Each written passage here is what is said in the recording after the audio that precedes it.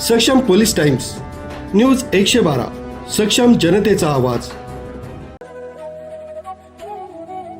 मानवतेचा, शांततेचा आणि बंधुत्वाचा संदेश देणारे मोहम्मद पैगंबर यांच्या जयंतीनिमित्त नाशिक शहरात विविध उपक्रमांचं आयोजन करण्यात आलंय।